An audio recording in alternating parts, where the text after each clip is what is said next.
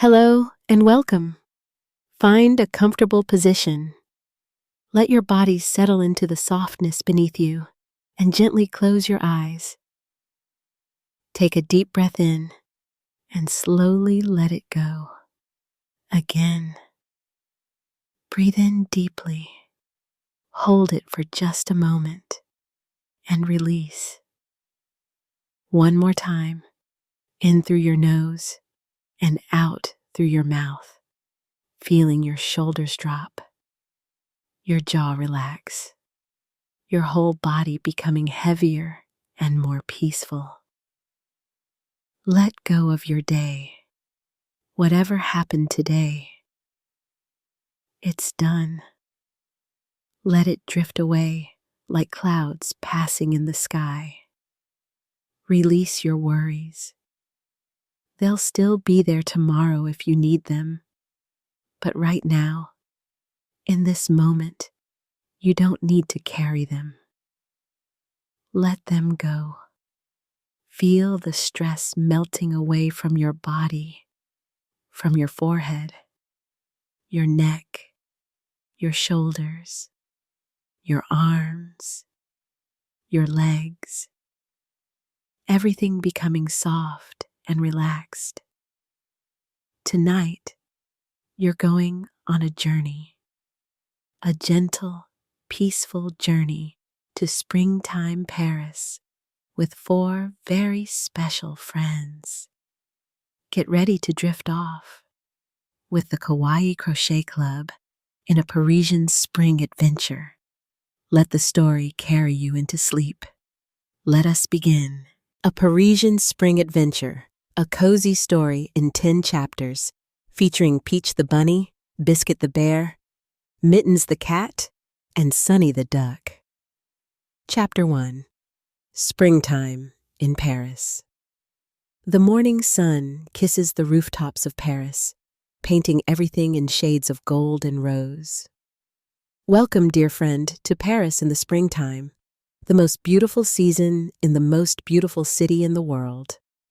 Here, where the Seine River winds like a silver ribbon through cobblestone streets, where cherry blossoms drift through the air like pink snow, and where every corner holds a story waiting to be discovered.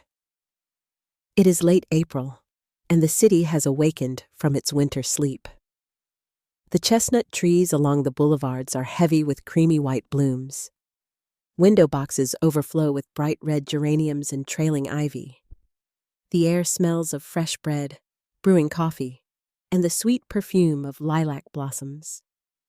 In a charming neighborhood called Montmartre, perched on a hill overlooking the entire city, there sits a little apartment building painted the color of buttercream with blue shutters and a red door. On the 4th floor, accessible by a winding staircase that creaks pleasantly underfoot, is a cozy apartment with tall windows that open onto a small balcony. This is where our 4 friends are staying during their grand Parisian adventure. Peach the Bunny stands at the window, gazing out at the view. Her soft pastel pink fur glows in the morning light, and her long ears twitch gently as she listens to the sounds of the city waking up. Below, she can hear the cheerful calls of vendors setting up their flower stalls, the musical chatter of people greeting each other in French, and the distant chiming of church bells. She's wearing a sage green beret with a small knitted peach pin placed on it that she bought yesterday at a street market, and she thinks it makes her look quite Parisian. Isn't it beautiful? Peach sighs contentedly, her honey-colored eyes reflecting the golden sunlight. I could stand here forever. Not forever, comes a deep, rumbling voice from behind her. We have somewhere important to be today. Biscuit the Bear emerges from the tiny kitchen, carrying a tray laden with breakfast. His warm caramel-brown fur is still slightly rumpled from sleep, and he's wearing a red and white striped shirt that makes him look like a friendly French sailor.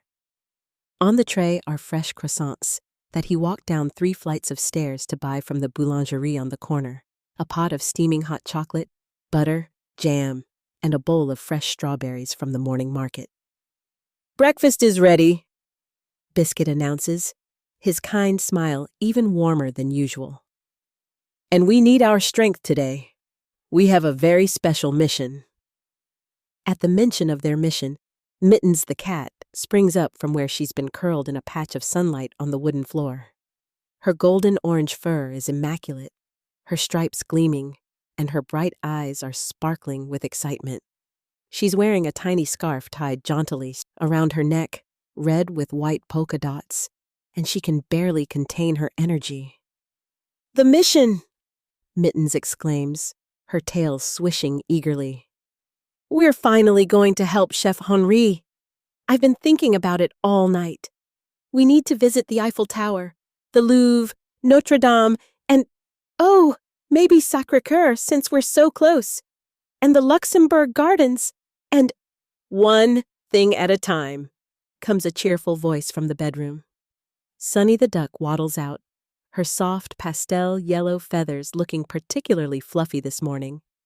She's wearing a tiny striped shirt, blue and white, and she has a little basket hooked over her wing.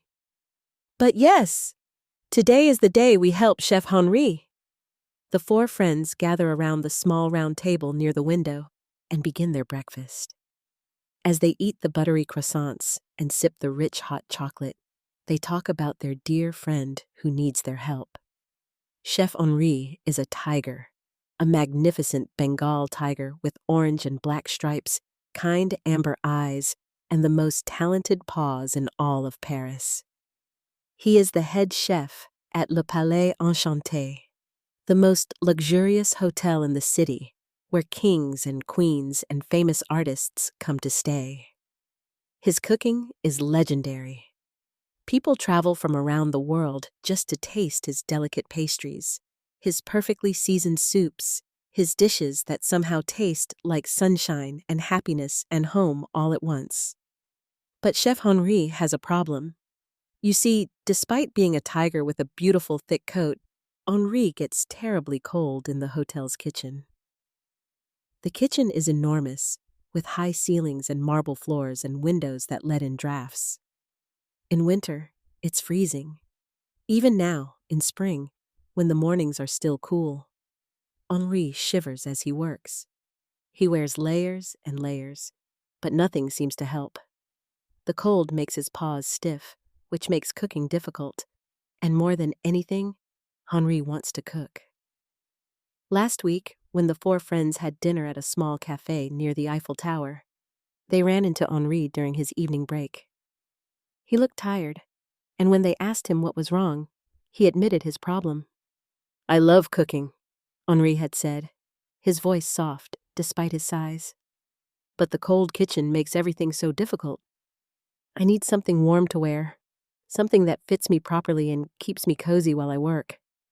But I'm so big, and my stripes make it hard to find things that fit right." And that's when Peach had the wonderful idea. "We'll make you something," she'd exclaimed, her eyes lighting up. "We'll crochet you a chef's coat and a proper chef's hat. They'll be warm and soft and perfect for you." Henri's face had transformed with hope and gratitude. "Would you really do that for me?" "Of course," the four friends had said in unison. And so they'd spent the week planning and preparing. They'd bought crochet hooks from a charming craft shop in Le Marais. They'd sketched designs and taken Henri's measurements, which took quite a while since Henri is rather large. And they'd learned something important. To make something truly special, truly magical, they needed special yarn. There's a legend in Paris, one that the old craft shop owner had shared with them in a whisper, leaning close over the counter as if sharing a great secret. She said that scattered throughout the city, at its most beautiful and magical landmarks, there grows a very rare type of yarn. Not ordinary yarn that you buy in shops, but magical yarn that appears only to those with kind hearts and generous spirits. This yarn is woven from the joy and wonder that people feel when they visit these special places. From the gasps of delight when someone first sees the Eiffel Tower light up at night. From the quiet happiness of lovers walking hand in hand through gardens. From the awe that fills people's hearts when they stand before great works of art. If you can collect this magical yarn, the shop owner had said, her eyes twinkling. And weave it into something made with love. That something will carry a bit of Paris's magic with it always. It will be warm, not just from the wool, but from the warmth of every happy moment that helped create it. The friends had been skeptical at first. Magical yarn? It sounded like a fairy tale. But the shop owner had simply smiled and said, "Paris is full of magic, mes petits amis. You just have to know how to look for it." And so they decided to try. What did they have to lose? Even if the magical yarn didn't exist, they'd get to explore the most beautiful city in the world, and that was an adventure worth having. Now, as they finish their breakfast and clear the table, the four friends gather their supplies. Peach has a map of Paris spread out on the table, with several landmarks circled in pink ink. Biscuit has packed a basket with snacks, water, and of course, more croissants. One can never have too many croissants, he reasons. Mittens has her camera hanging around her neck. She wants to document their adventure. And Sunny has her collecting basket ready to hold whatever magical yarn they might find. "So," Peach says, studying the map carefully. "According to what the shop owner told us, the magical yarn appears in places where people feel the strongest emotions: joy, wonder, love, awe. She suggested we start at the Eiffel Tower, then make our way to the Louvre, then perhaps Notre-Dame and the Luxembourg Gardens." "That's a lot of walking," Biscuit observes, though he doesn't sound worried. "But I think we can do it. We'll take our time. Enjoy the journey." "I'm so excited!" Sunny bounces up and down, nearly knocking over the map. "This is going to be the best day ever. We're going to help Henri and have an adventure and see all the most beautiful places in Paris." "We should probably bring our crochet supplies too," Mittens suggests practically. "That way, if we find the yarn, we can start working on Henri's coat and hat right away." "Good thinking," Peach agrees. She carefully folds up her crochet hooks in a soft cloth case and tucks it into her small backpack, along with the pattern she's designed for Henri's chef's coat. Within half an hour, the friends are ready. They stand together at the apartment door, checking one last time that they have everything they need. Then, with hearts full of excitement and hope, they step out into the hallway, lock the door behind them, and begin their descent down the creaky stairs. As they emerge onto the street, Paris greets them with open arms. The morning is clear and beautiful, the sky a perfect soft blue with just a few wispy clouds. The air is fresh and slightly cool, perfect for walking. The street is already busy with life. Shopkeepers sweeping their storefronts, children running to school with backpacks bouncing, elderly ladies with small dogs on leashes, delivery trucks making their rounds. "Bonjour," calls the flower vendor from across the street, waving cheerfully at them. They've become familiar faces in the neighborhood over the past week.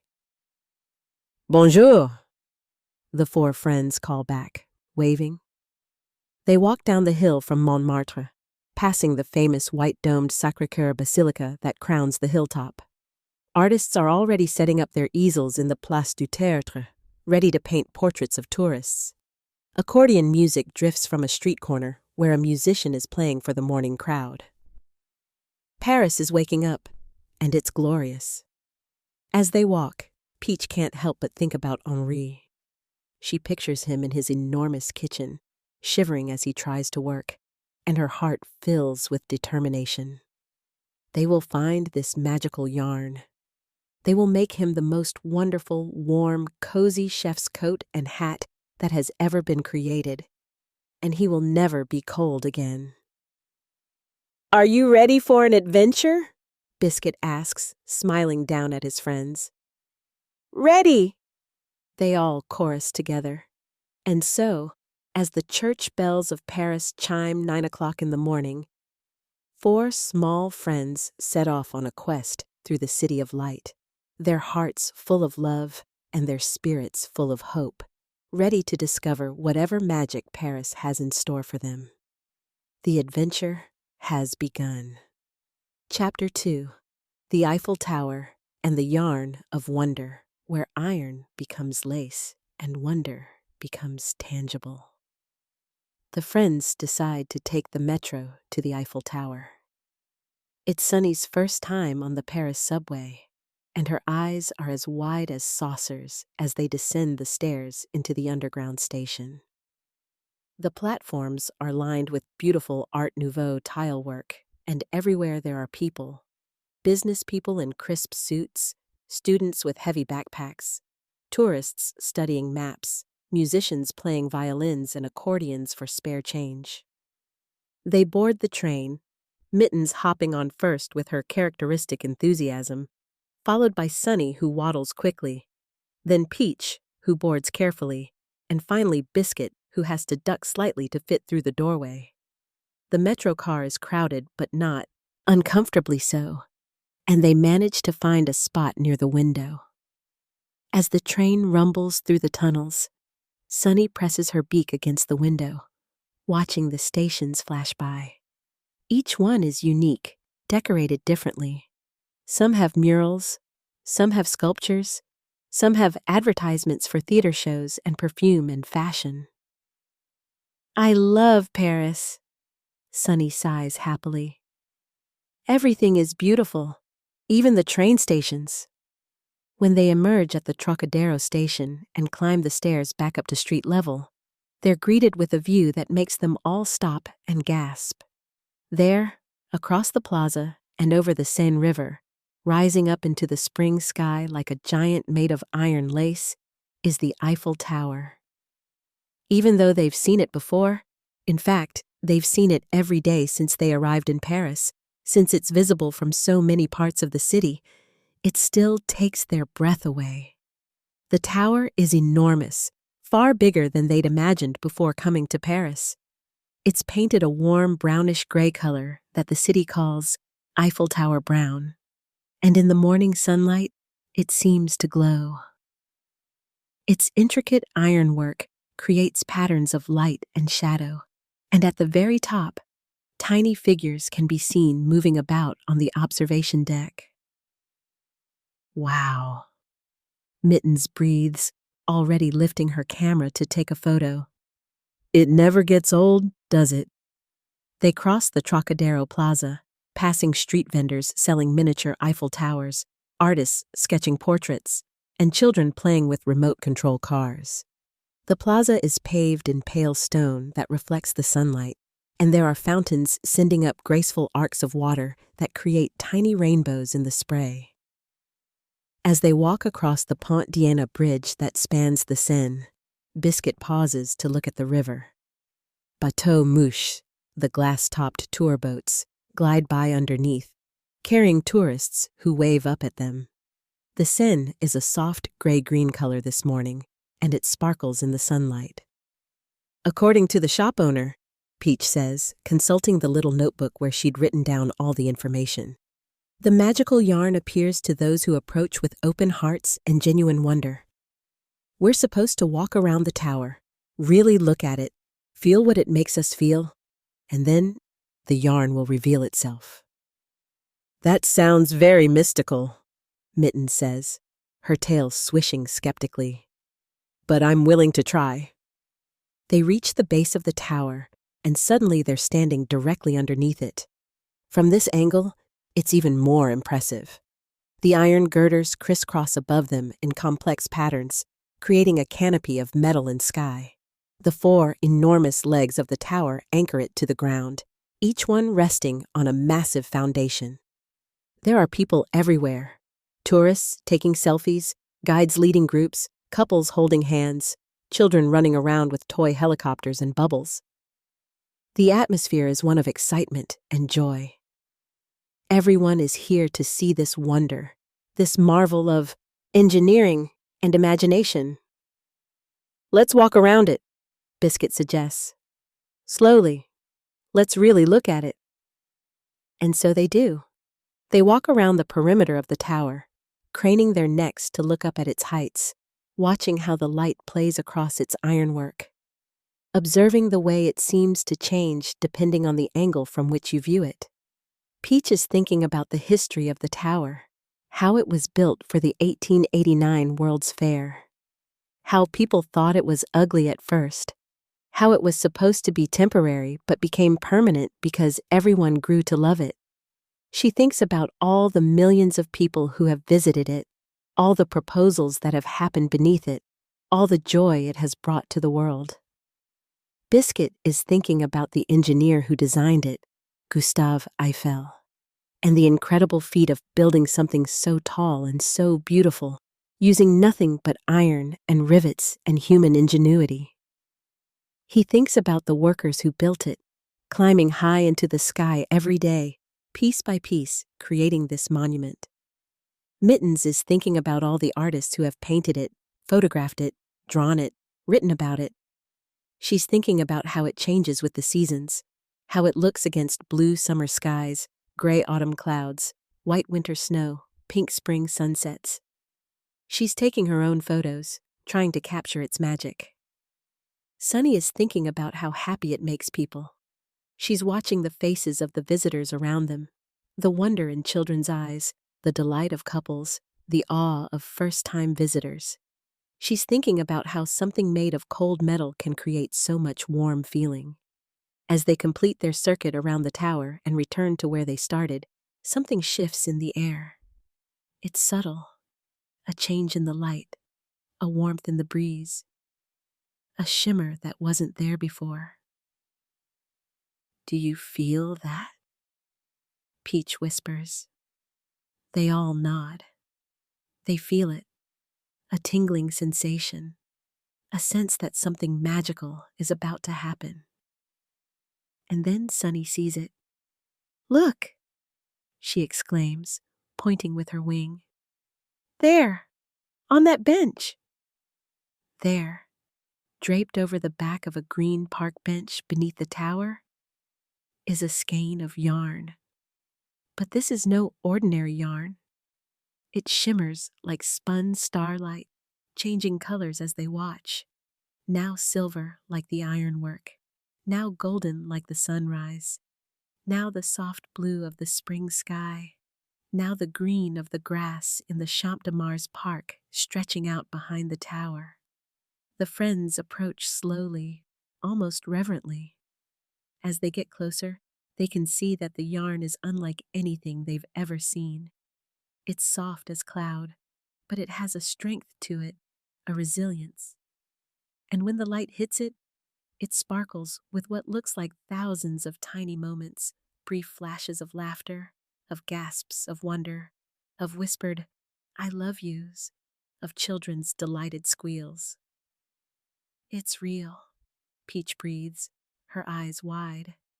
"The magical yarn is real." Mittens reaches out carefully and touches the yarn. It's warm to the touch, and when she picks it up, it seems to hum with energy. Not vibrating exactly, but alive with all the joy and wonder that has been poured into this place over more than a century. "It's beautiful," Mittens whispers. Sunny opens her collecting basket, and gently, carefully, they place the magical yarn inside. As soon as it settles into the basket, they can all feel it. A warmth, a happiness, a sense of rightness. "This is going to make Henri's coat truly special," Biscuit says, his voice full of emotion.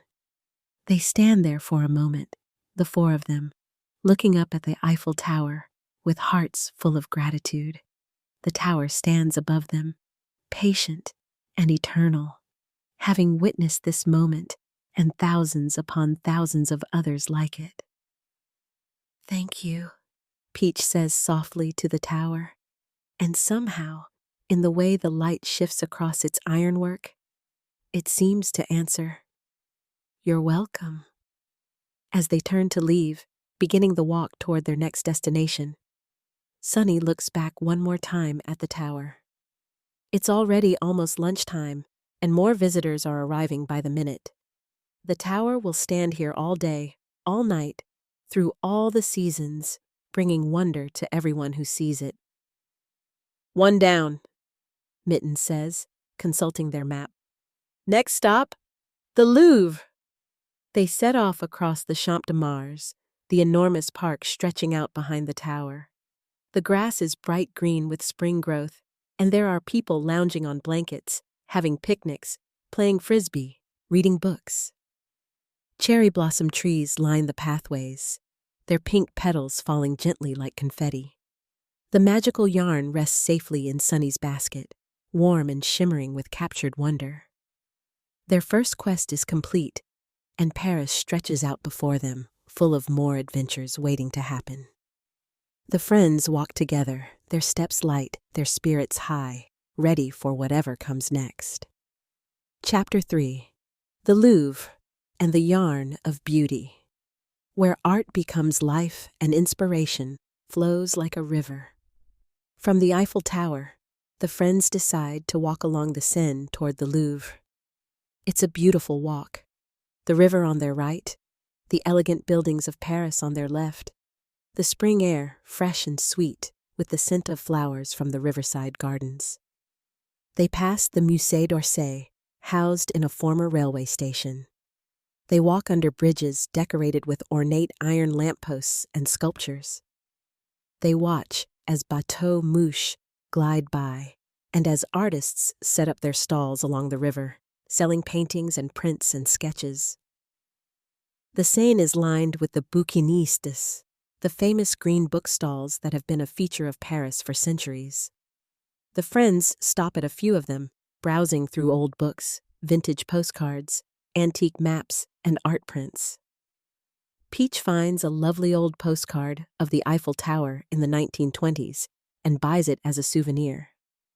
As they walk, Biscuit points out the birds, pigeons, of course, but also elegant swans gliding on the river, small brown sparrows hopping along the embankment, and occasionally a flash of blue as a kingfisher darts by. After about half an hour of pleasant walking, they see it ahead of them. The Louvre. The museum is enormous. It seems to stretch on forever along the river. A palace of cream-colored stone with rows upon rows of windows, with sculptures decorating its facade, with ornate architectural details covering every surface. And there, in the courtyard visible through the central arch, is the famous glass pyramid that serves as the museum's main entrance. "It's so big," Sunny says, slightly overwhelmed.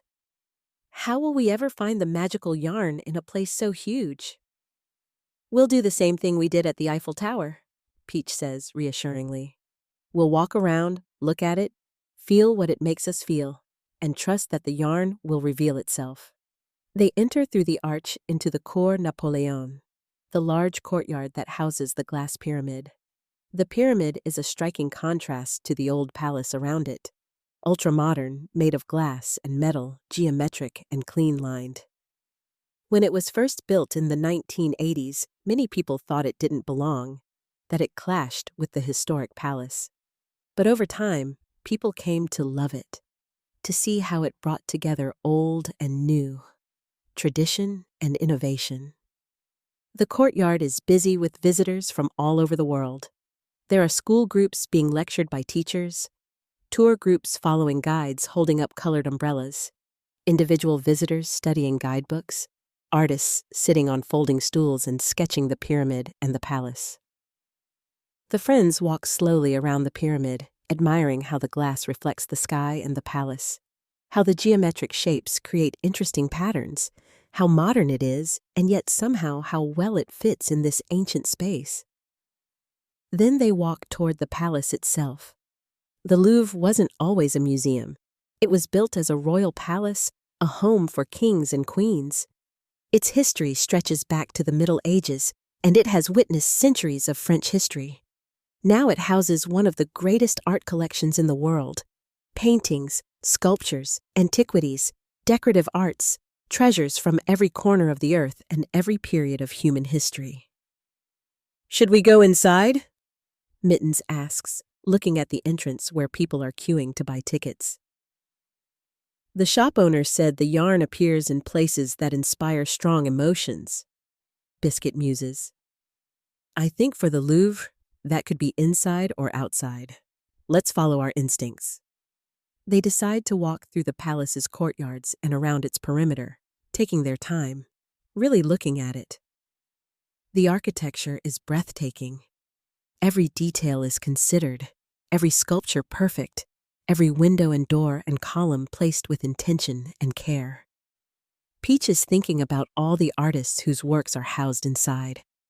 Leonardo da Vinci, Michelangelo, Rembrandt, Vermeer. She's thinking about the Mona Lisa, with her mysterious smile, and the Venus de Milo, and the winged victory of Samothrace.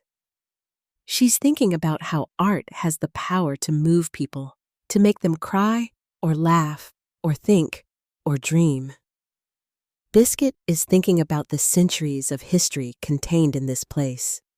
The kings who walked these halls, the revolutions witnessed by these walls, the transformations from royal palace to public museum.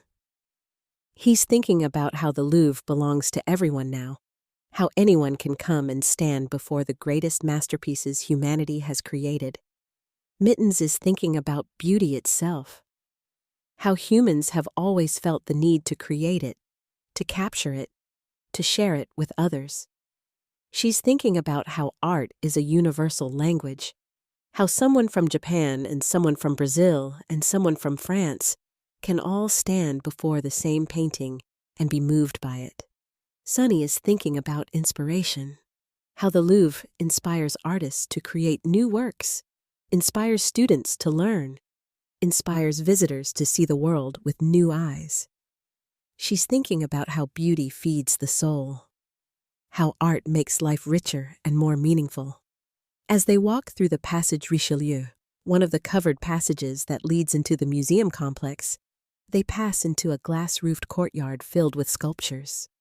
The natural light streams down through the glass ceiling, illuminating the white marble statues, horses rearing, human figures in dramatic poses, mythological scenes frozen in stone. And there, in this space where art and light and history all come together, they feel it again, that shift in the air, that warmth, that sense of magic awakening. There, Peach whispers, pointing. Draped over the base of a sculpture, a beautiful marble statue of a Greek muse holding a lyre, is another skein of magical yarn. This one is different from the Eiffel Tower yarn. It shimmers with colors that seem to come from paintings. The rich blues of lapis lazuli, the warm golds of illuminated manuscripts, the deep reds of Venetian paintings, the soft pinks of impressionist flowers. As they approach it, they can see tiny flashes of images within the yarn, brief glimpses of brushstrokes, of sculpted marble, of gilded frames, of eyes looking out from portraits, of hands reaching across centuries. It's like it contains all the art in the world, Mittens breathes, her own artistic soul stirred by what she's seeing. Carefully, reverently, they pick up the yarn. It's softer than the Eiffel Tower yarn, more delicate. But there's a richness to it, a depth. When they hold it, they can almost hear faint music. The music that inspired composers, the songs that models hummed while sitting for portraits, the melodies played in royal courts. Sunny places it carefully in her basket next to the Eiffel Tower yarn. The two skeins seem to recognize each other, their colors shifting and blending where they touch, creating new shades and patterns. "Two down," Sunny says, her voice full of wonder. "This is really happening." They stand for a moment in the sculpture courtyard, surrounded by art that has endured for centuries, holding yarn that contains the essence of beauty itself. The light streams down through the glass roof, and dust motes dance in the air like tiny spirits. "Henri is going to have the most magical chef's coat anyone has ever worn," Biscuit says with certainty. As they leave the Louvre, walking back out through the grand archways and into the sunlight of the courtyard, they pause to look back at the palace and the pyramid one more time. The Louvre has given them its gift, its contribution to their quest, and they're deeply grateful. Where next? Mittens asks, bouncing on her paws with excitement. Peach consults her notebook. The shop owner suggested Notre-Dame Cathedral next. She said the yarn there would be particularly special, woven from centuries of prayer and hope. Then that's where we'll go, Biscuit says. They set off along the Seine once more, the magical yarn safe in Sunny's basket, their hearts full of appreciation for the beauty they've witnessed, ready for the next chapter of their adventure. Paris surrounds them, beautiful and eternal, full of magic for those who know how to see it. Chapter 4. Notre-Dame and the Yarn of Hope, where stone reaches toward heaven and spirits soar. The walk from the Louvre to Ile de la Cité, the island in the Seine where Notre-Dame Cathedral stands, takes them through some of the most charming parts of Paris. They walk along the right bank for a while, then cross over a bridge decorated with love locks. Thousands of padlocks attached by couples, inscribed with their initials, a symbol of eternal love. That's so romantic, Peach sighs, pausing to look at the locks glinting in the sunlight. But also heavy, Mittens observes practically. I wonder if the bridges can support all that weight.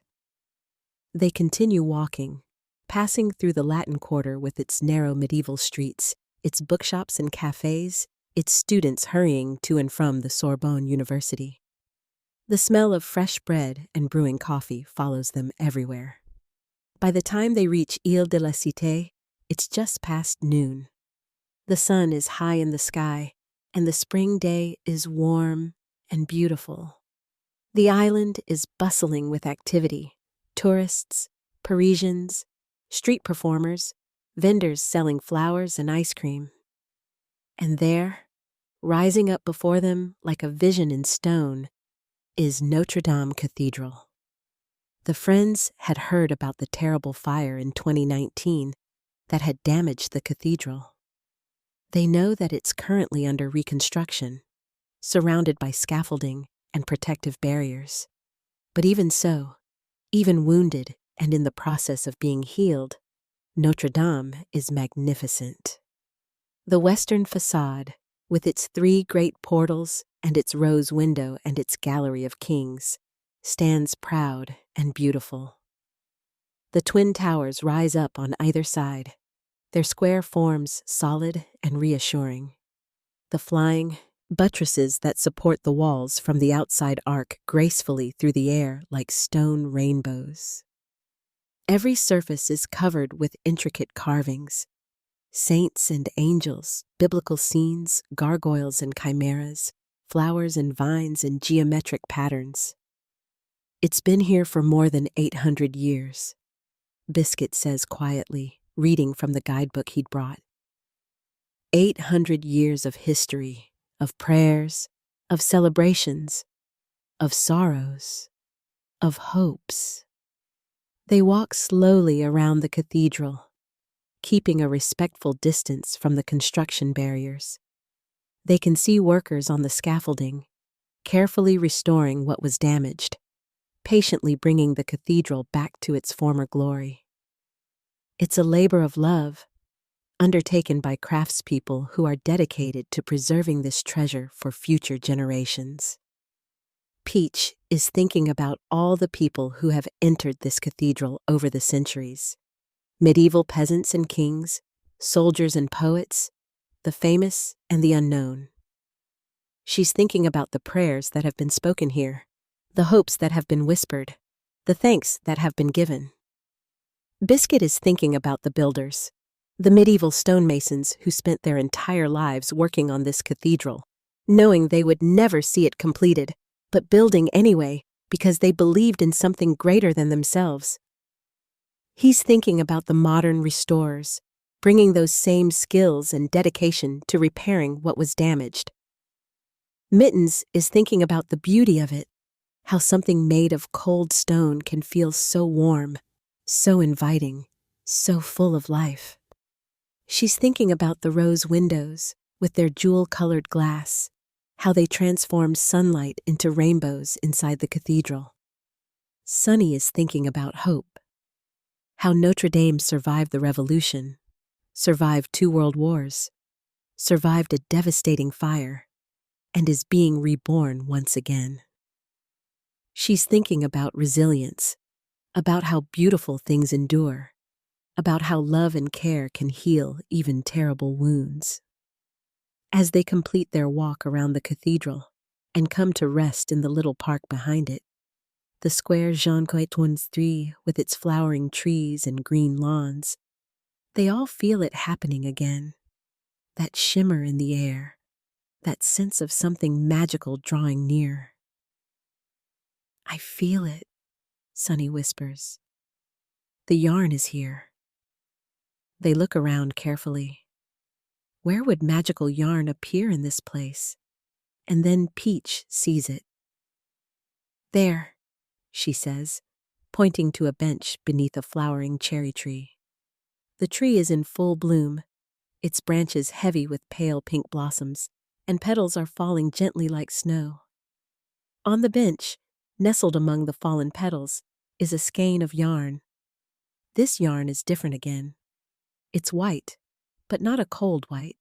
A warm, soft white like candle wax or old ivory or cream. And woven through it are threads of gold and threads of colored light, rose pink and sapphire blue and emerald green and ruby red, the colors of stained glass windows. They can see tiny flashes of candles being lit, of hands clasped in prayer, of faces turned upward with hope in their eyes, of voices joined in song. This yarn feels different too. When they touch it, it's warm, almost hot, as if it contains the warmth of 1,000 candles. And there's a solemnity to it, a sacredness, that makes them all handle it with extra care. "This is the yarn of faith," Peach says softly, "of hope and prayer and belief in something greater." They place it carefully in Sunny's basket with the other 2 skeins. The 3 skeins nestle together, their colors interweaving. Wonder from the Eiffel Tower, beauty from the Louvre, hope from Notre-Dame. As they sit on the bench for a moment, looking up at the cathedral's Gothic spires and buttresses, a sense of peace settles over them. They're part of something ancient and ongoing, the story of Paris, the story of human creativity and resilience and hope. "I'm so glad we're doing this," Mittens says quietly. "Not just for Henri, though that's important, but for us too. This adventure is changing us somehow." The others nod. They feel it too, a deepening, an opening, a sense of connection to something larger than themselves. "3 down," Biscuit says. "The shop owner said we should visit at least 4 places. Maybe 5 if we want the yarn to be truly powerful. Where should we go next?" Peach consults her notebook. She mentioned the Luxembourg Gardens. She said it was a place of simple joys, of children playing and lovers strolling, of flowers and fountains and peaceful afternoons. "That sounds perfect," Sunny agrees. "And I'm getting a little hungry. Maybe we can have lunch there?" "Excellent idea," Biscuit says, already thinking about the sandwiches and fruit he'd packed in his basket. "Let's head to the Luxembourg Gardens." They rise from the bench, leaving the cherry blossom petals behind. As they walk away from Notre-Dame, they look back one more time at its damaged but unbowed spires reaching toward heaven. The cathedral has stood for 800 years. It will stand for what more? Witness to the enduring power of hope. The friends walk off the island, crossing back to the left bank, heading toward the Latin Quarter and the Luxembourg Gardens beyond. 3 skeins of magical yarn rest in Sunny's basket, and their adventure continues. Chapter 5. Luxembourg Gardens and the Yarn of Simple Joy. Where children laugh and flowers bloom, and life is sweet. The Luxembourg Gardens are located in the 6th arrondissement, not far from the Panthéon and the Sorbonne. As the friends approach through the narrow streets of the Latin Quarter, they can see the garden walls ahead, and beyond them, the tops of trees showing the fresh green of spring. They enter through the main gates on Boulevard Saint-Michel and immediately feel as if they've stepped into another world. The noise and bustle of the city fade away, replaced by birdsong and the sound of children's laughter and the gentle splash of fountains. The Luxembourg Gardens are not wild and natural like a forest. They're formal, designed, a garden in the French style. The paths are straight and graveled, lined with perfectly trimmed hedges and trees shaped into precise forms. Flower beds are arranged in geometric patterns, bursting with tulips and daffodils and hyacinths in every color imaginable. Statues of queens and poets and mythological figures stand on pedestals throughout the grounds. At the heart of the gardens is a large octagonal pond, the Grand Bassin, where children are playing with toy sailboats, using long sticks to push them around the water. The white and colored sails catch the breeze, and the boats glide gracefully across the surface, while children run around the pond's edge, laughing and calling to each other. All around the pond are the famous green metal chairs of Paris. You can pick one up and place it wherever you like, creating your own perfect spot to sit and read or talk or watch the world go by. Oh, this is lovely. Peach sighs happily, her long ears relaxing in the peaceful atmosphere. They find a spot beneath a chestnut tree that's heavy with white blossoms, and Biscuit unpacks their lunch.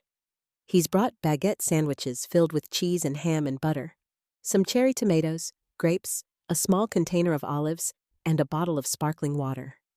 For dessert, there are macarons from a famous pâtisserie, delicate sandwich cookies in pastel colors, as light as air. As they eat their lunch, they watch the life of the gardens unfold around them. Young couples stroll hand in hand, stopping to kiss beneath the flowering trees.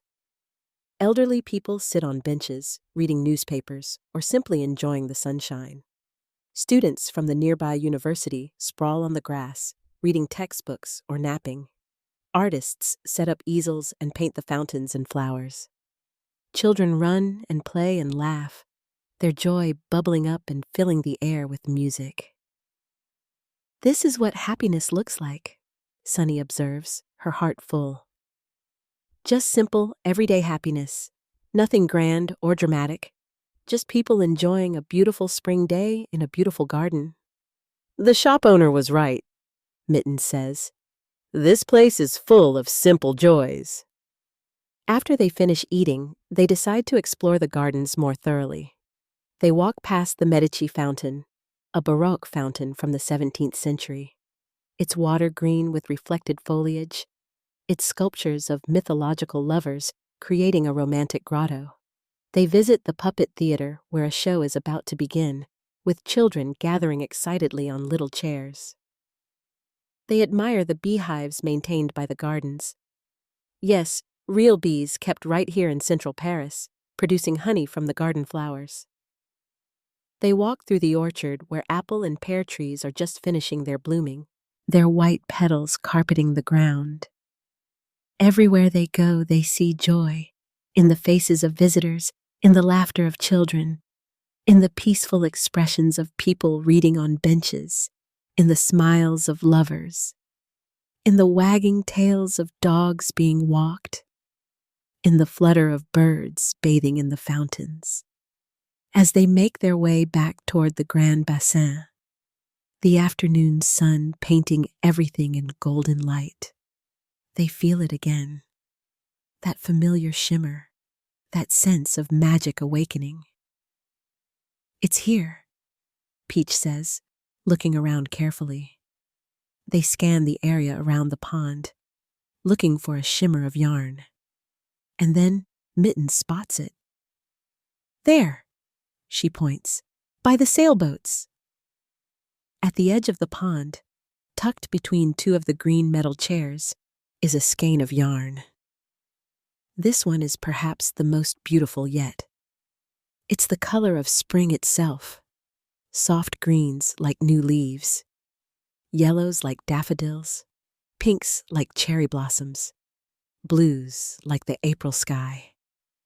And woven through it are sparkles of pure gold, like sunshine captured in thread. As they pick it up, they can feel the joy contained within it. Not the breathless wonder of the Eiffel Tower, not the inspired awe of the Louvre, not the solemn hope of Notre-Dame, but something simpler and perhaps just as powerful. This is the joy of a child's laughter, of a perfect spring day, of sitting in a garden with nothing to do but exist and be content. "It's like bottled happiness," Sunny says, cuddling the yarn against her chest before placing it carefully in the basket with the others. The 4 skeins of yarn nestle together in the basket, and now they're beginning to create something new together, a tapestry of different types of joy, all woven together into something greater than the sum of its parts. "4 down," Biscuit says with satisfaction. "The shop owner said 4 or 5. Should we collect one more?" "I think we should," Peach says.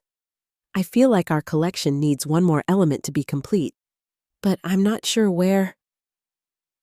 "What about Sacré-Cœur?" Mittens suggests. "We haven't been there yet, and it's right near our apartment. Plus, it's on a hill overlooking all of Paris. Maybe the view from there would give us a different perspective." "Sacré-Cœur, the Basilica on Montmartre?" Sunny asks. "Oh, yes, the white one we can see from our window." "That's the one," Mittens confirms. "Then let's go there," Biscuit agrees. "It's probably late afternoon by now, and the walk back up the hill will be good for our digestion after all this lunch." They gather their things, making sure the precious yarn is safe in Sunny's basket. As they leave the Luxembourg Gardens, passing back through the gates into the bustling city, they take one last look at the peaceful green space behind them. "Thank you," Peach says softly to the gardens, and somehow, in the rustling of the leaves and the splashing of the fountains, it seems to answer. "Come back any time."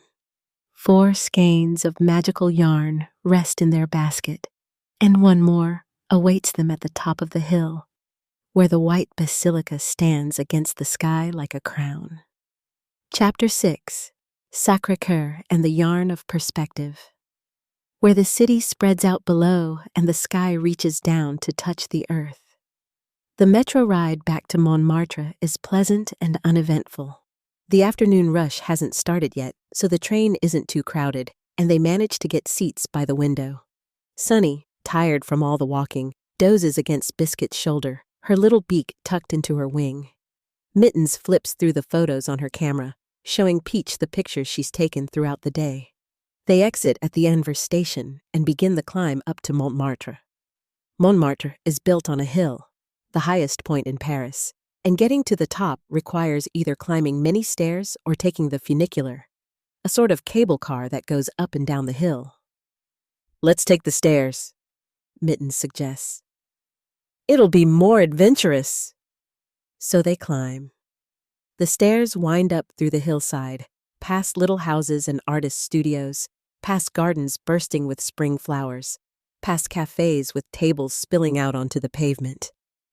It's steep, and by the time they're halfway up, even energetic Mittens is breathing a bit hard.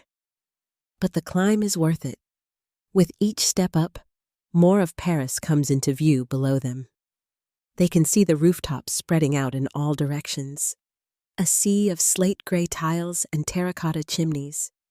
They can see the Eiffel Tower in the distance, and the golden dome of Les Invalides, and the modern towers of La Défense on the horizon. Finally, after climbing what feels like 1,000 stairs, it's actually 270, but who's counting? They reach the top, and there, gleaming white against the blue sky, is the Basilica of Sacré-Cœur. The basilica is relatively new compared to places like Notre-Dame. It was only completed in 1914. It's built of travertine stone that stays white even as it ages, and its Romano-Byzantine architecture makes it look different from other Paris churches. It has multiple domes instead of Gothic spires, and its facade is decorated with arches and columns and sculptures of Christ and saints. But what makes Sacré-Cœur truly special is its location. Built at the highest point in Paris, it offers a panoramic view of the entire city. From the steps in front of the basilica, you can see everything. All of Paris laid out before you like a living map. The friends stand on the steps, catching their breath from the climb, and simply look at the view. The late afternoon sun is painting the city in shades of gold and honey. The Seine snakes through the center, glinting like a ribbon of light. Landmarks they visited earlier today, the Eiffel Tower, the Louvre, Notre-Dame, are all visible from this vantage point, looking small and toy-like from this distance. It's incredible, Peach breathes. You can see the whole story of Paris from here. It gives you perspective, Biscuit observes. Each building, each monument, each garden that we visited today, they're all part of one larger whole. They're all Paris. They climb a few more steps to get even closer to the basilica itself. The white stone seems to glow in the afternoon light, and the details of the architecture become clearer. The intricate carvings above the doors, the sculptures of Christ with his arms outstretched in blessing, the inscription above the main entrance, Sacré-Cœur de Jésus, Sacred Heart of Jesus. Unlike Notre-Dame, Sacré-Cœur is open to visitors. They can see people entering and exiting, some pausing to pray, others simply there to admire the architecture and the view. Should we go inside? Sunny asks, now fully awake and energized again by the view and the fresh air. I think we should, Peach agrees. They enter through the great bronze doors into the basilica's interior, and it takes a moment for their eyes to adjust from the bright sunlight outside to the dimmer light within. But as their eyes adapt, they see something breathtaking. The inside of Sacré-Cœur is vast and soaring, with a great dome rising high above them. But what's most striking is the mosaic. The entire apse, the semicircular end of the basilica, is covered in a gigantic mosaic depicting Christ in glory, his arms outstretched, his heart visible and radiating light. The mosaic is made of millions of tiny tiles in gold and blue and white and red, and it seems to glow with an inner light. The basilica is quiet except for the soft echoes of footsteps and the whispered prayers of visitors. There's a sense of peace here, of sanctuary, of a place set apart from the busy world outside. The friends walk slowly through the basilica, respectful of the sacred space, admiring the architecture and the art. They light candles at one of the side chapels, each making a small wish or prayer. For Henri, for their friendship, for the magic of their adventure to continue. As they exit back into the golden afternoon light, they feel it happening one final time. That shift in the air, that warmth, that sense that magic is about to reveal itself. The fifth skein, Mittens whispers. It's here. They look around the plaza in front of the basilica. There are artists here, just like in the Place du Tertre nearby, painting and sketching. There are tourists taking photos and selfies. There are people sitting on the steps, talking and laughing and enjoying the view. And there, on the low wall at the edge of the plaza, with all of Paris spread out behind it like a painted backdrop, is the final skein of yarn. This one is unlike any of the others. It's white, like the Sacré-Cœur's stone, but it has threads of every other color woven through it. Silver from the Eiffel Tower, blues and golds from the Louvre, rose and gold from Notre-Dame, spring colors from Luxembourg Gardens. It's as if this final skein contains elements of all the others, unified into something new. As they pick it up, they understand. This yarn isn't about one single emotion or experience. It's about perspective, about seeing how all the different parts of something come together to create the whole. It's about standing back and seeing the bigger picture. It's about understanding that every moment of wonder, every moment of beauty, every moment of hope, every moment of joy, they're all connected, all part of the same story. Sunny places this final skein in her basket with the others, and as it settles among them, something magical happens. The 5 skeins begin to glow softly, their colors interweaving and dancing, creating patterns of light. They're complete now, a full set, a perfect collection, everything they need to create something truly magical for Henri. The 4 friends stand there on the steps of Sacré-Cœur, with Paris spread out below them and the sky opening up above them, holding a basket full of magical yarn, and they feel a sense of accomplishment and wonder that brings tears to their eyes. "We did it," Peach says, her voice choked with emotion. "We actually did it." "We found all 5 skeins," Biscuit confirms, his own voice suspiciously thick. "Henri is going to be so warm," Mittens says, wiping at her eyes with her paw. "And so loved," Sunny adds, sniffling happily. They sit on the steps for a while longer, watching as the sun begins to descend toward the horizon, painting the sky in shades of pink and orange and purple. Below them, Paris begins to light up, street lamps flickering on, windows glowing warm and yellow, the Eiffel Tower beginning its hourly light show. "We should head home," Biscuit says eventually, though he's reluctant to leave this perfect moment. "We have crocheting to do." "Right!" Mittens jumps up, suddenly energized again. "We have to make Henri's coat and hat. We have the magical yarn. Now we need to create something magical with it." They make their way back down the hill, this time taking the funicular because they're all tired from the long day of walking. The little cable car descends the steep slope, and through its windows, they watch Montmartre fall away above them. By the time they reach their apartment building, climb the 4 flights of stairs, and let themselves into their cozy home, the sun has set and evening has fallen over Paris. The city lights twinkle outside their windows like earthbound stars. Peach makes tea. Biscuit prepares a light dinner of soup and bread. Mittens clears the table so they'll have space to work. And Sunny carefully takes out all 5 skeins of magical yarn and arranges them on the table, where they continue to glow softly in the gathering darkness. "Tomorrow," Peach says, "we'll start crocheting.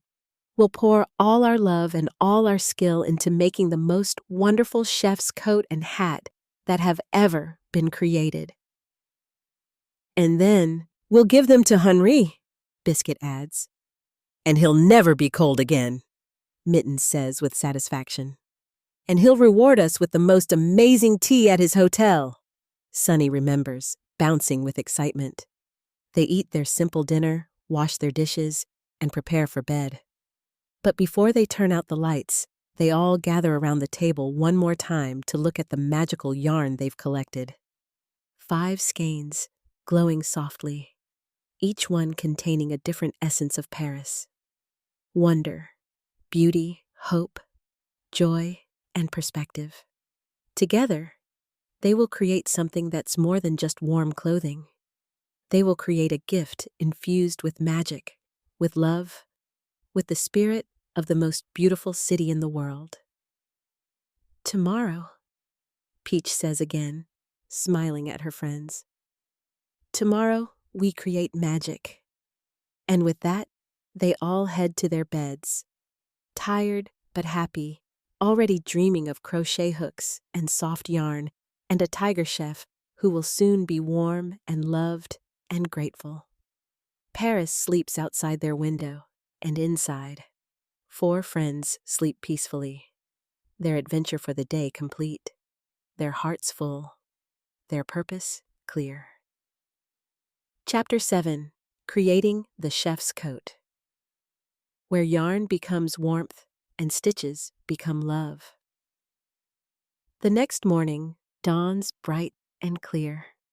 The friends wake to sunlight streaming through the tall windows and the sound of church bells ringing across Montmartre, calling the faithful to morning mass. After a breakfast of fresh croissants and café au lait, Biscuit makes the best café au lait with frothy milk and strong coffee in perfect balance. They gather around the table, ready to begin their most important project yet. The 5 skeins of magical yarn are arranged in the center of the table, still glowing softly in the morning light.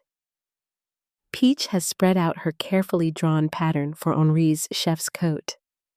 Biscuit has his larger crochet hooks ready. He'll be doing the main body of the coat since he's the strongest and can work the fastest on large sections. Mittens has the pattern for the buttons and decorative elements. She's best at the detail work. And Sunny has appointed herself as the coordinator, making sure everyone has what they need and keeping track of their progress. Okay, Peach says, her voice taking on the focused tone she gets when she's about to tackle a complex project. Henri is quite large, so this coat needs to be substantial. We'll use the silver yarn from the Eiffel Tower for the main body. It's strong and durable, perfect for a garment that needs to withstand a busy kitchen.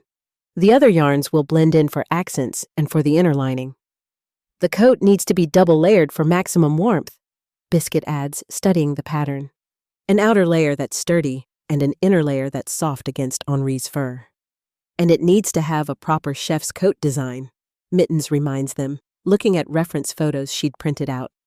Double-breasted front, long sleeves, a high collar to protect the neck, and big pockets for Henri to keep his tools and recipe cards. And it needs to fit perfectly, Sunny adds. We have his measurements, so we need to follow them exactly. They decide to work in shifts, with each friend taking turns on different parts of the coat. Biscuit will create the large panels, the back, and the 2 front pieces. Peach will do the collar and the sleeves, which require more delicate shaping. Mittens will create the pockets and the decorative buttons, which will be purely decorative, as they plan to use sturdy metal clasps for the actual closures. And Sunny will work on the inner lining, using the softest of the magical yarns to create something gentle against Henri's fur. They work all morning, their hooks flashing in the sunlight, their fingers nimble and sure. The apartment fills with the soft click, click, click of crochet hooks meeting yarn. The occasional murmur of someone counting stitches, the comfortable silence of friends working together toward a common goal. As they work, something magical begins to happen. The yarn seems to cooperate with them, almost guiding their hooks to make the right stitches. When someone makes a mistake, the yarn seems to glow a little brighter at that spot, drawing their attention to it so they can fix it. And as the pieces begin to take shape, they can see the magic woven into every stitch, tiny sparkles of light, fleeting images of the places they visited, a warmth that goes beyond mere physical temperature. By lunchtime, Biscuit has completed the back panel of the coat. It's magnificent, large enough to fit Henri's broad back, but the stitches are even and beautiful, creating a fabric that's sturdy but not stiff, warm but not heavy. "This is going to be amazing," Mittens says, running her paws over the finished panel. "Henri's going to cry when he sees it." "We might cry when we give it to him," Peach admits, already getting emotional just thinking about it. They break for lunch. Biscuit makes croque-monsieurs, the classic French sandwich of ham and cheese on bread, toasted until the cheese is melted and bubbly. They eat quickly, eager to return to their work. The afternoon passes in a pleasant blur of focused creativity. Peach completes one sleeve, then starts on the second. Mittens creates 6 large pockets, each one reinforced and perfectly sized. Sunny works on the inner lining, using yarn that's the color of sunrise, soft gold and pink and white, creating something that will feel like wearing a hug. As evening approaches, they're making remarkable progress. The main pieces of the coat are nearly complete.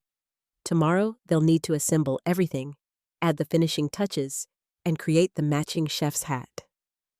"I think we should stop for the day," Biscuit suggests, stretching his arms over his head.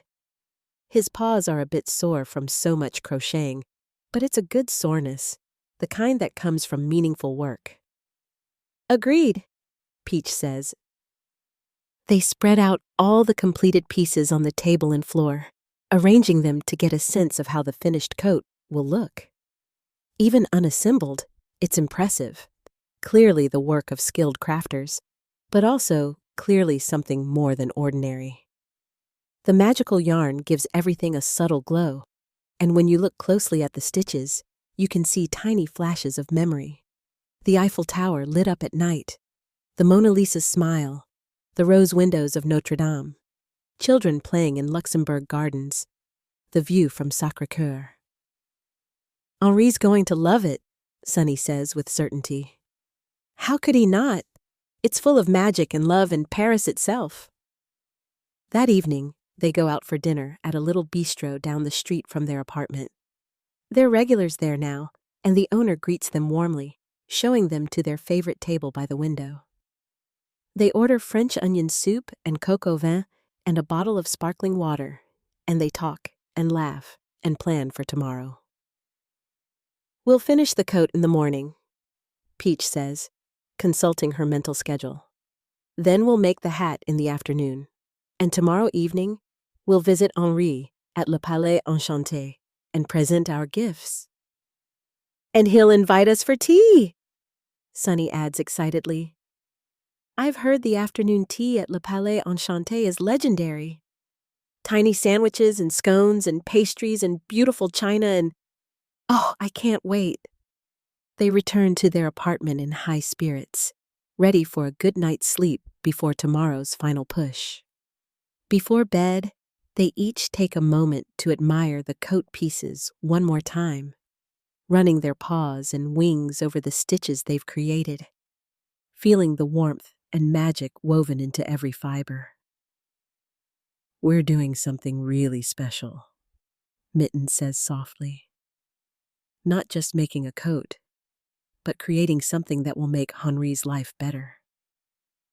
That will let him do what he loves without being uncomfortable. That's important." "That's what friendship is," Biscuit says, his deep voice gentle. "Seeing what someone needs and helping them get it." They turn out the lights and climb into their beds, the magical yarn glowing very softly in the darkness, like a nightlight made of love and hope. Tomorrow, they'll complete their gift, and tomorrow evening, they'll give it to Henri. But for now, they rest, gathering their strength for the final stage of their adventure. Paris sleeps outside, and inside, 4 friends sleep too, dreaming of chef's coats and toque hats, of magical yarn and grateful tigers, of friendship and love and the joy of creating something beautiful for someone you care about. Chapter 8: The Magical Chef's Hat and Final Preparations, where the last stitches are made and anticipation grows. The next morning, the friends wake early, energized and ready to complete their project. Today is the day they'll finish Henri's gifts, and tonight is the day they'll present them. After a quick breakfast, they return to their work. First, they need to assemble the coat. Biscuit and Peach work together to join the back panel to the front panels, using a special joining stitch that's both strong and invisible. The seams where they connect the pieces are so smooth you can barely see them. The coat looks as if it was created whole, not pieced together. Mittens attaches the pockets, carefully positioning them exactly where Henri indicated he likes his pockets to be. Low enough to be easily accessible, high enough that things won't fall out when he bends over. Each pocket is secured with reinforced stitching that will hold up to the constant use of a busy kitchen. Sunny completes the inner lining and helps Biscuit attach it to the outer layer. The lining is softer than a cloud, and it adds an extra layer of warmth without adding bulk. When the two layers are joined, the coat becomes something extraordinary, sturdy on the outside, gentle on the inside, the perfect combination of durability and comfort. Peach attaches the sleeves, making sure they're set in properly so they'll allow for full range of motion. A chef needs to be able to reach and stir and lift, and the sleeves need to facilitate that, not restrict it. Finally, Mittens adds the finishing touches, the decorative knotted buttons down the front that are traditional on chefs' coats, and a small embroidered detail over the left breast pocket. Chef Henri, in elegant script, surrounded by tiny embroidered flowers. By mid-morning, the coat is complete. They hold it up, and even they are amazed by what they've created. It's large. Henri is a tiger, after all, but it's beautiful. The magical yarn gives it a subtle shimmer, and the stitches are so even and perfect that it looks professional, like something you'd buy in a high-end boutique, not something handmade by 4 friends in a small Parisian apartment. It's perfect, Peach breathes, her eyes shining with pride and emotion. It's the most perfect thing we've ever made. Henri's going to look so handsome in it, Sunny agrees. And so warm, Mittens adds. Now for the hat, Biscuit says, consulting the pattern Peach had drawn. The toque, the traditional tall, pleated chef's hat, is in some ways more challenging than the coat. It needs to be structured enough to stand up tall and proud, but flexible enough to be comfortable. It needs to fit Henri's large tiger head perfectly, and most importantly, it needs to match the coat in both style and magic. They decide that Peach will take the lead on the hat, as she's best at the structured shaping required. She uses the white yarn from Notre-Dame as the base, blending in threads from the other skeins to add strength and magic. The toque is worked in the round, starting from the band that will fit around Henri's head. Peach works carefully, frequently checking Henri's head measurements to make sure the band will fit snugly, but not tightly. She begins the main body of the hat, creating the characteristic height and pleats that make a chef's toque so distinctive. Mittens helps with the pleats, using her clever paws to create the neat folds that will give the hat its professional appearance. Sunny works on a small detail, a tiny embroidered sprig of lavender on the side of the hat, matching the embroidery on the coat. By mid-afternoon, the hat is nearly complete. Biscuit adds a final row of reinforcement stitching around the base to make sure it will hold its shape, and then it's done. They place the hat on a mannequin head to display it. They'd borrowed the mannequin from a milliner shop down the street, explaining their project to the kind owner who'd been delighted to help. The toque stands tall and proud, its pleats perfectly even, its white fabric glowing softly with the magic of Notre-Dame's hope and prayers. It's magnificent, Mittens whispers. Chef Henri is going to look like the most distinguished chef in all of Paris. They carefully fold the coat and pack it in tissue paper in a large box they'd bought for this purpose. We should get ready, Peach says, checking the little clock on the mantel. Henri said to come to Le Palais Enchanté at 5 o'clock. It's almost 4 now, and we need time to walk there and freshen up. They take turns using the apartment's tiny bathroom to wash up and make themselves presentable. Peach puts on her nicest blue dress and her beret. Biscuit changes into a white shirt and a bow tie. Mittens wears her red polka dot scarf and brushes her fur until it gleams. Sunny puts on a tiny floral dress and the little bow in her feathers. At 4:30, they leave the apartment, Biscuit carrying the coat box and Mittens carrying the hat box. The walk to Le Palais Enchanté takes about 20 minutes through winding Montmartre streets, down the hill, and into the elegant 8th arrondissement where the grand hotels are located. Le Palais Enchanté is situated near the Champs-Élysées, on a tree-lined avenue of stunning architecture. As they approach, the friends can't help but feel a bit intimidated. The hotel is enormous, a Belle Époque palace of cream-colored stone, with ornate balconies and tall windows and a green copper roof. Doormen in uniforms stand at the entrance. Luxury cars pull up to drop off guests. This is a place for the wealthy, the famous, the powerful. Are you sure we're allowed in here? Sunny whispers nervously, suddenly very aware of how small and ordinary they are. Henri invited us, Peach reminds her firmly. We have every right to be here. They approach the entrance, and one of the doormen, a tall man with a magnificent mustache, opens the door for them with a slight bow. Welcome to Le Palais Enchanté. Merci! They chorus and step inside. The lobby takes their breath away. It's like stepping into a palace. The floor is marble in patterns of cream and gold. The ceiling soars high above, painted with frescoes of clouds and angels. Enormous crystal chandeliers hang down, catching the light and throwing rainbows everywhere. The furniture is all gilded and upholstered in silk. Fresh flowers in enormous arrangements fill the air with perfume. This way, says a concierge who's appeared at their elbow. Chef Henri is expecting you. I'll escort you to his kitchen. They follow the concierge through the elegant corridors of the hotel, passing the grand dining room where tables are being set for dinner, with gleaming silver and crystal. Past the ballroom, where a string quartet is practicing. Past the spa where gentle music and the scent of essential oils drift out. Finally, they descend a staircase and push through a set of swinging doors, and suddenly, they're in a completely different world. The world of the kitchen. Henri's kitchen is enormous, as they knew it would be. It's a marvel of stainless steel and white tile, with multiple cooking stations, huge ovens, industrial refrigerators, and every tool and gadget a chef could possibly need. And it's bustling with activity.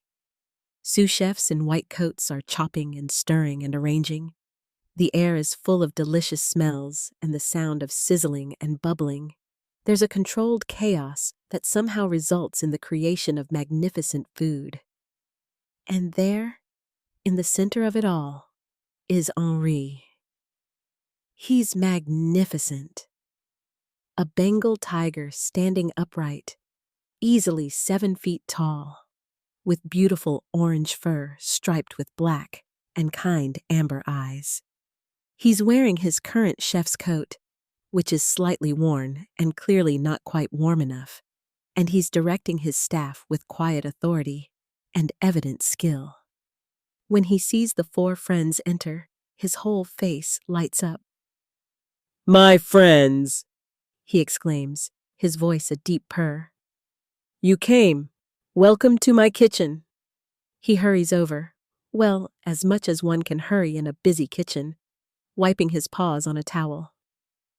"I'm so glad to see you. Did you finish?" He looks at the boxes they're carrying, hope and longing clear in his eyes. "We did," Peach says, smiling up at him. "Henri, we have something for you, shall we?" Yes, of course. Let's go somewhere more private." Henri leads them to his office, a small room off the main kitchen, where he keeps his recipes and paperwork and a comfortable chair for breaks. Once they're all inside and the door is closed, muffling the noise of the busy kitchen, Biscuit and Mittens place the boxes on Henri's desk. "We made these for you," Peach says, emotion making her voice soft. "To thank you for your friendship and to help you with your problem." Henri's paws tremble slightly as he opens the large box first. He peels back the tissue paper and then stops, his eyes going wide. It's... He lifts out the chef's coat, holding it up. Even in the office's ordinary light, it shimmers slightly, the magical yarn catching the glow of the desk lamp. "It's the most beautiful coat I've ever seen." "Try it on," Sunny urges, bouncing with excitement. Henri carefully puts his arms through the sleeves and shrugs the coat over his shoulders. It fits perfectly. Peach's measurements had been exact. The coat settles around him like it was made for him, which of course it was. The inner lining soft against his fur, the outer layer sturdy and professional looking. "How does it feel?" Mittens asks anxiously. "It feels..." Henri's voice breaks. "It feels warm, really, truly warm, and it's so comfortable. I can move easily, but I'm not cold at all." He does a few chef movements, reaching up to a high shelf, bending to check a low oven, stirring an invisible pot, and the coat moves with him perfectly. "There's more," Biscuit says gently, handing him the hat box. With tears now openly streaming down his furry cheeks, Henri opens the second box and lifts out the toque. He places it on his head, and it fits perfectly, sitting tall and proud, the white fabric gleaming. He walks to the small mirror on his office wall and looks at himself, and what he sees makes him cry in earnest. He looks like a proper chef, dignified, professional, skilled. The coat and hat are clearly high quality, lovingly made, and most importantly, he's warm. He can feel the magic woven into every stitch, the love and care that went into creating these gifts for him. "I don't know what to say," Henri finally manages, turning back to his friends. "This is the most thoughtful, most wonderful gift anyone has ever given me. You went to so much trouble." "It wasn't trouble," Peach says, her own eyes damp. "It was love." "You're our friend," Mittens adds. "We wanted to help." "And now you'll never be cold again," Sunny says happily. Henri crouches down and pulls all four friends into a careful hug, mindful of his size and their smallness. "Thank you," he whispers. "Thank you so much. You've given me more than just a coat and a hat. You've given me comfort and warmth and the ability to do what I love without suffering. That's priceless." They stay like that for a moment, hugging and crying happy tears, until Henri finally releases them and wipes his eyes with the back of his paw.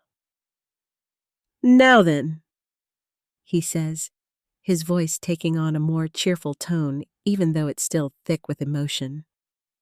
"I believe I promised you a magical afternoon tea, and Chef Henri always keeps his promises. Come, let's go to the tea room.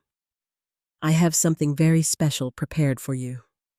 He leads them out of his office, through the kitchen, where all the sous chefs stop to admire his new coat and hat, offering compliments that make him beam with pride, and up the stairs to the main hotel. They follow him, through corridors and up a grand staircase, until they reach a room marked Salon de Thé, The tea room. Henri opens the door and the friends gasp. This is where the magic will truly begin. Chapter 9. The Magical Afternoon Tea, where flavors dance and friendship feasts. The tea room at Le Palais Enchanté is like stepping into a fairy tale. The room is circular, with floor-to-ceiling windows looking out onto a private garden where roses are beginning to bloom and fountains splash gently. The walls are painted a soft cream color and decorated with gilded moldings. The ceiling is painted to look like a sky at sunset, with clouds in shades of pink and gold. The furniture is elegant, small round tables covered with crisp white tablecloths, chairs upholstered in silk the color of spring leaves, and in the corner, a grand piano where a pianist in a tuxedo is playing soft classical music. But what makes the friends truly gasp is the table that's been prepared for them. In the center of the room, next to the largest window with the best view of the garden, is a table set for 5. But it's not just any table setting, it's magical. The tablecloth is embroidered with tiny flowers that actually seem to sway in an invisible breeze. The china is delicate porcelain, hand-painted with scenes of Paris, tiny Eiffel Towers and Notre-Dame spires, and Luxembourg Gardens flowers. The silverware is actual silver, polished until it gleams. The crystal glasses catch the afternoon light and throw rainbow prisms across the table. And in the center of the table is a tiered stand holding what can only be described as an edible work of art. On the bottom tier are tiny sandwiches, cucumber with cream cheese and dill, smoked salmon with capers, egg salad with watercress, ham with butter and cornichons. Each sandwich is perfectly made, the crusts removed, cut into delicate triangles. On the middle tier are scones, both plain and studded with currants, still warm from the oven, accompanied by small pots of clotted cream and jam, strawberry and apricot. On the top tier are pastries that look too beautiful to eat, tiny eclairs with chocolate glaze, fruit tarts with glistening berries, macarons in every color, miniature opera cakes with their precise layers, and delicate millefeuilles with cream and fondant. Next to the tiered stand is a silver teapot that's gently steaming, and the aroma coming from it is heavenly. A blend of bergamot and vanilla and something floral and something spicy all at once. "Please sit," Henri says, gesturing to the chairs. "This tea is my gift to you, to thank you for your gift to me." The friends take their seats, Biscuit having to be careful not to knock anything over with his size, Sunny needing a cushion to boost her up to table height. Henri sits with them, looking prouder and more comfortable than they've ever seen him in his new coat and hat. A waiter appears, not just any waiter, but the maître d'hôtel himself, come to personally serve Chef Henri's special guests. He pours tea into each delicate cup, and the liquid that flows out is not quite tea-colored. It's more like liquid gold mixed with sunrise. "This is my special blend," Henri explains. "I created it myself. It contains black tea from Darjeeling, chamomile flowers from Provence, vanilla from Madagascar, rose petals from the hotel's own garden, and a tiny touch of lavender. And something else, something magical that I've never told anyone about." The friends lift their cups and take tentative sips. The tea is like nothing they've ever tasted. It's warm and comforting, but also energizing. It tastes like sunshine and rainy days and laughter and home all at once. As they drink it, they feel warmth spreading through them, not just physical warmth, but emotional warmth, the warmth of friendship, of belonging, of love. "Henri," Peach says, her eyes wide, "this tea is magical, literally magical." Henri smiles, a secret sort of smile. Do you remember the magical yarn you collected? The yarn woven from the emotions and experiences of Paris's most wonderful places? They nod. Well, Henri continues, that's not the only magic in Paris. I've been working in this kitchen for years, and I've learned that cooking, true cooking, cooking done with love and passion and dedication, has its own magic.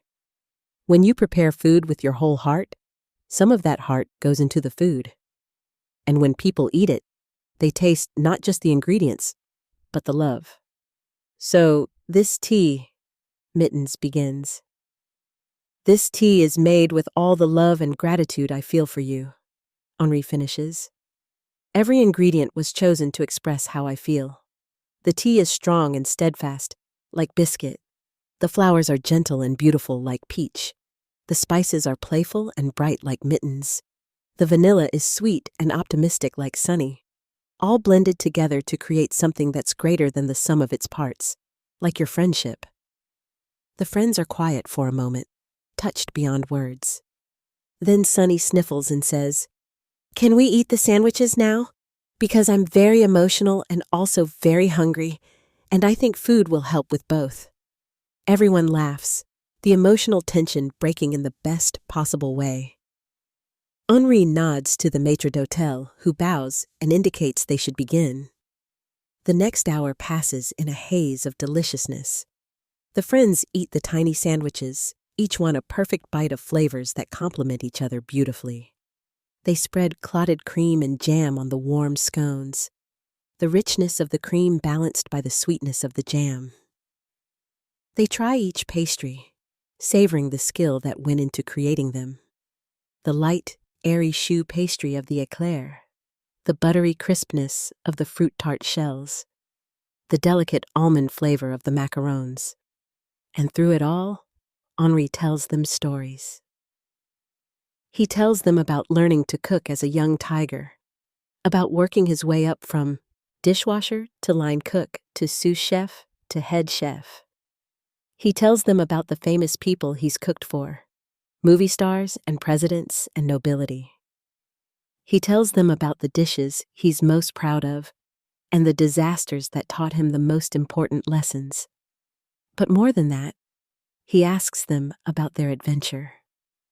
He wants to hear everything, about climbing the Eiffel Tower area, exploring the Louvre, the moment at Notre-Dame, the peace of Luxembourg Gardens, the view from Sacré-Cœur. He wants to know every detail of how they found the magical yarn, what it looked like, how it felt.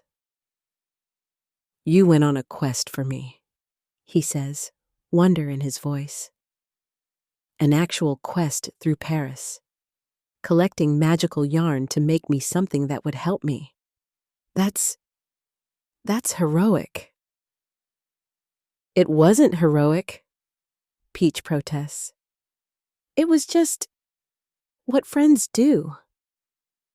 No, Henri says firmly but kindly. Not just what friends do, what the very best friends do. What friends who truly love each other do. You could have bought me a coat from a shop. You could have given me money to buy my own. But instead, you created something unique, something magical, something that will carry your love with it every time I wear it. That's extraordinary. The friends look at each other, and they realize he's right. What they did was special. Not because they're special, though they are, but because they chose to do something difficult and meaningful rather than something easy and simple. As the afternoon light begins to fade into evening, and the garden outside the windows starts to glow with strings of fairy lights, Henri stands. "I have one more surprise for you," he says, walking to the piano. He says something quietly to the pianist, who nods and begins to play a soft, jazzy melody. Then Henri returns to the table, and with a theatrical flourish, he produces 5 small boxes from his pocket, one for each friend and one for himself. "These are chocolates," he explains, handing each friend a box. But not just any chocolates.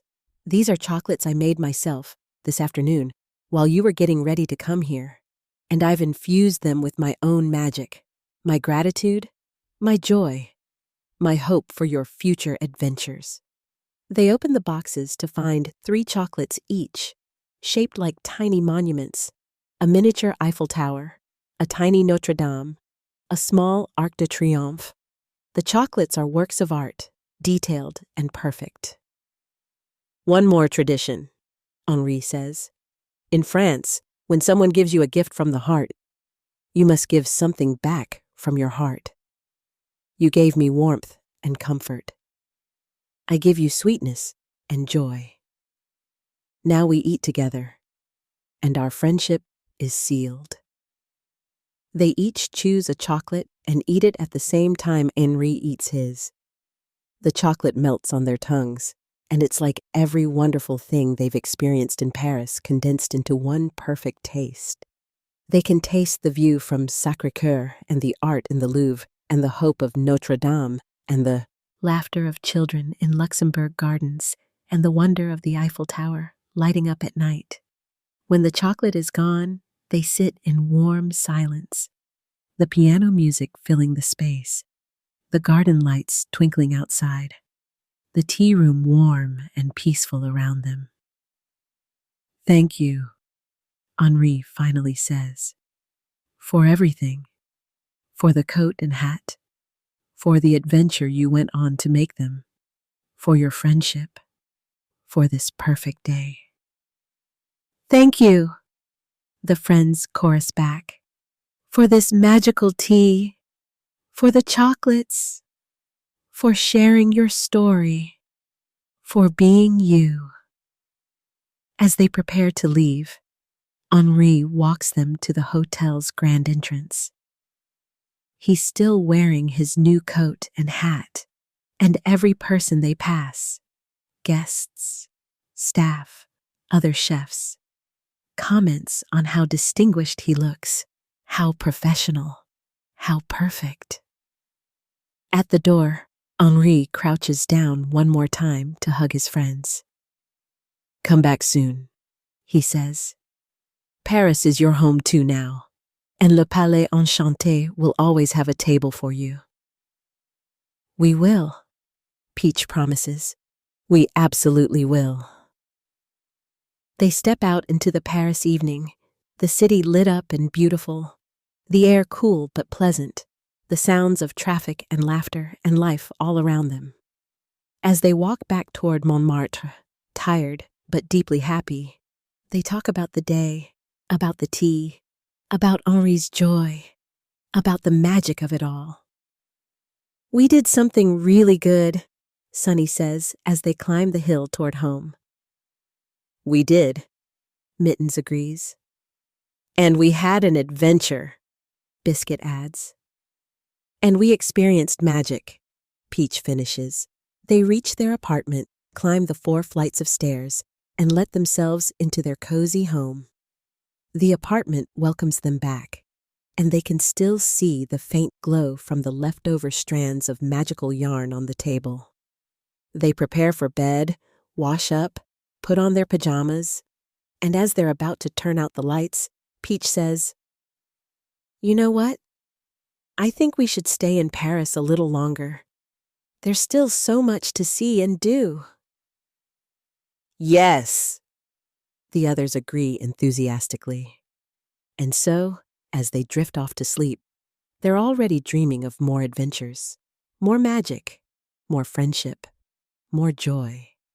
Paris sleeps outside, and inside, 4 friends sleep peacefully, their hearts full, their spirits high, their friendship stronger than ever.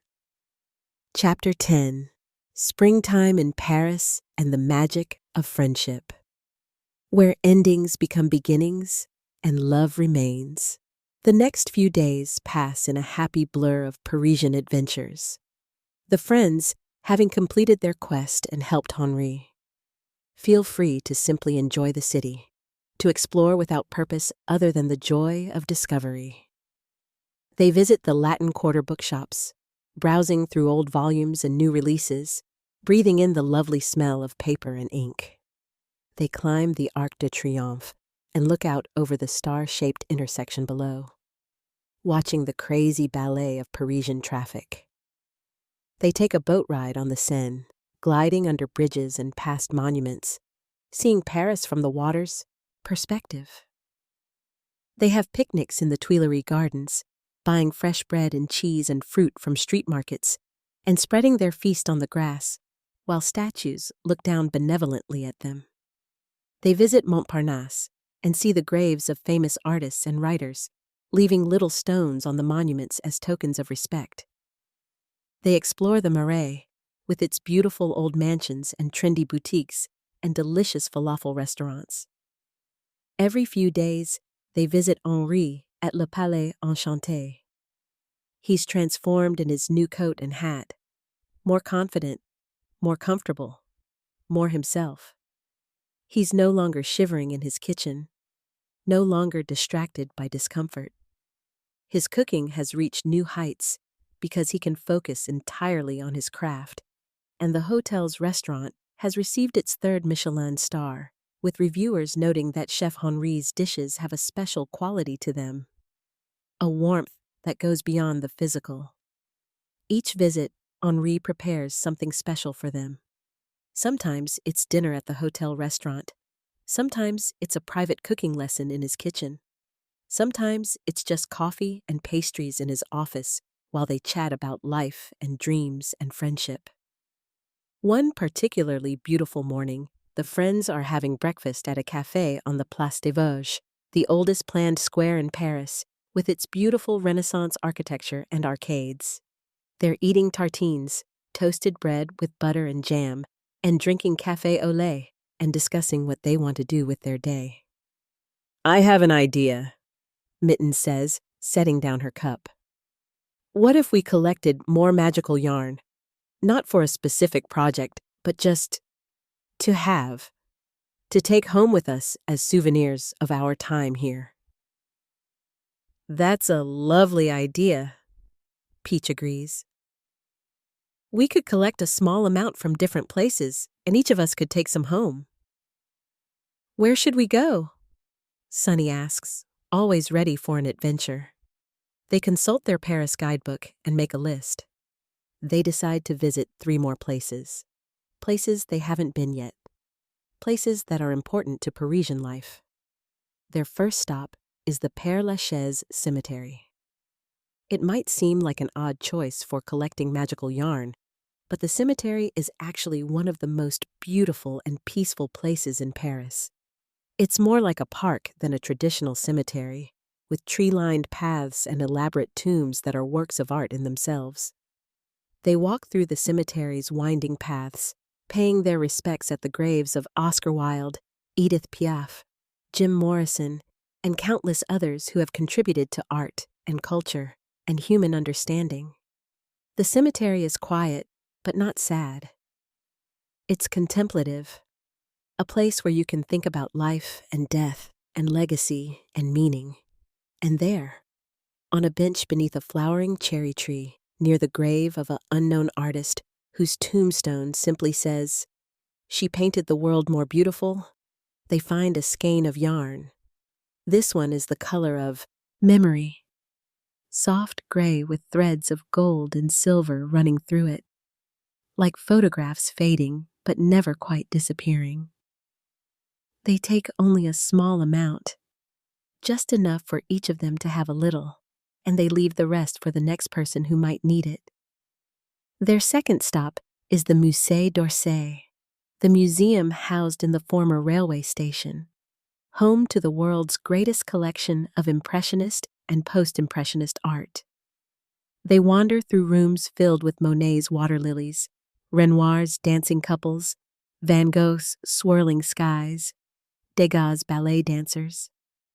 In a room filled with Monet's series of paintings of the Rouen Cathedral, each one showing the same subject but in different light and different weather, they find another skein of yarn. This one is all shifting colors. Blue becoming purple, becoming pink, becoming gold, becoming green, like light itself captured in fiber. Again, they take only a small amount and leave the rest. Their third and final stop is the Palais Garnier, the famous opera house that inspired the Phantom of the Opera. The building is spectacular, all marble and gold leaf and red velvet and crystal chandeliers. They take a tour of the building, marveling at the grand staircase, the elaborate ceiling painted by Marc Chagall, the stage where some of the world's greatest performances have taken place. In the basement, near the underground lake that really does exist beneath the opera house, though it's more of a water cistern than a romantic lake, they find the final skein of magical yarn. This one is dramatic, deep reds and rich purples and glittering gold, the colors of velvet curtains and stage lights and passionate performances. With these 3 new skeins added to the small amounts they saved from Henri's project, each friend has a collection of Parisian magic to take home. Yarn infused with wonder, beauty, hope, joy, perspective, memory, light, and passion. All the things that make Paris special. All the things that make life worth living. On their last evening in Paris, they have dinner at a simple neighborhood bistro in Montmartre. Not fancy, not expensive, just good food and warm atmosphere and the feeling of belonging. They eat steak frites and drink wine, well, apple juice for Sonny, who's too young for wine, and talk about everything they've experienced. I never wanted to leave, Peach says, looking around at the cozy bistro with its checkered tablecloths and vintage posters on the walls. But I also know we have to. We have our own lives waiting for us at home. But Paris will always be here, Biscuit says. We can come back anytime we want, and in the meantime, we'll have our memories and our magical yarn to remind us. And we'll have each other, Mittens adds. The 4 of us. Whatever adventures we have, wherever we go. To friendship, Sunny says, raising her glass of apple juice. To friendship, the others echo, clinking their glasses together. To Paris, Peach adds. To Paris! To magic, Mitten says. To magic! To Henri, Biscuit finishes. To Henri! They laugh and eat and talk late into the evening until the bistro owner gently reminds them that he needs to close. They pay their bill, leave a generous tip, and step out into the night. They walk home slowly, taking the long way, wanting to savor every last moment. They walk past the Moulin Rouge with its red windmill lit up. They walk past artists' studios with lights still burning as creators work late into the night. They walk past cafes where people are still sitting outside despite the hour, talking and smoking and living. When they reach their apartment building, they pause before going inside, looking up at the Sacré-Cœur Basilica glowing white on the hilltop above them, its dome lit up against the night sky like a guardian watching over the neighborhood. Thank you, Paris, Peach says softly into the night. For everything. And Paris, in its own way, seems to answer. In the gentle breeze that ruffles their fur and feathers, in the distant sound of an accordion playing somewhere in the night, in the glow of a million lights, in the feeling of peace and rightness that settles over them. They climb the stairs to their apartment one last time, though not the last time ever. They'll be back. They all know they'll be back. Let themselves in and begin the process of packing. As they carefully wrap their magical yarn and place it in their suitcases, as they fold their clothes and gather their souvenirs, they talk about what they'll do when they get home. I'm going to make something beautiful with my yarn, Peach says. I'm not sure what yet, but something that will remind me of all we experienced. Me too, the others agree. And we'll keep in touch with Henri, Mittens says. We'll send him letters and photos. And maybe we'll come back next spring, Sunny suggests hopefully. Make it a tradition? I'd like that, Biscuit says. An annual trip to Paris, just the four of us. They finish packing and climb into their beds for the last time in this little Parisian apartment. The windows are open, letting in the cool night air and the sounds of the city slowly settling to sleep. Today was perfect, Sunny says sleepily from her bed. Every day here has been perfect, Mittens agrees. Not perfect, Peach corrects gently. Perfect isn't real, but it's been real and wonderful and exactly what we needed. Real is better than perfect anyway, Biscuit observes wisely. They fall asleep to the sounds of Paris. Distant traffic, the laugh of someone passing on the street below, church bells marking the hour, the rustle of leaves in the trees outside. The next morning, they wake early, have one last breakfast of fresh croissants and café au lait, take one last look at the view of Sacré-Cœur from their window, and then carry their bags down the creaky stairs. They leave their keys with the landlady, who kisses them on both cheeks and makes them promise to come back. They walk to the metro station, ride to the Gare du Nord train station, and board the train that will take them to the airport and home. As the train pulls out of the station and Paris begins to fall away behind them, they press their faces to the windows, watching until they can no longer see the Eiffel Tower, until the city disappears into the distance. But they're not sad. They're grateful. Grateful for the adventure they had. Grateful for the magic they experienced. Grateful for the friendship that made it all possible. Same time next year? Mittens says. Same time next year, the others agree. And as the French countryside rolls past the windows, as they head toward home and the next chapter of their lives, the magical yarn rests safely in their bags, still glowing softly, still infused with all the wonder and beauty and hope and joy and passion of Paris in the springtime. The adventure is over, but the magic remains. The trip has ended, but the friendship continues. They're leaving Paris, but Paris will never leave them. And Chef Henri, in his warm kitchen at Le Palais Enchanté, wearing his magical coat and hat made with love, is preparing the lunch service, comfortable and confident and grateful. A living reminder that the best magic of all is the magic of friendship, of caring for each other, of going on adventures together, and creating something beautiful in the process. The story ends, but love continues. The adventure concludes, but magic remains.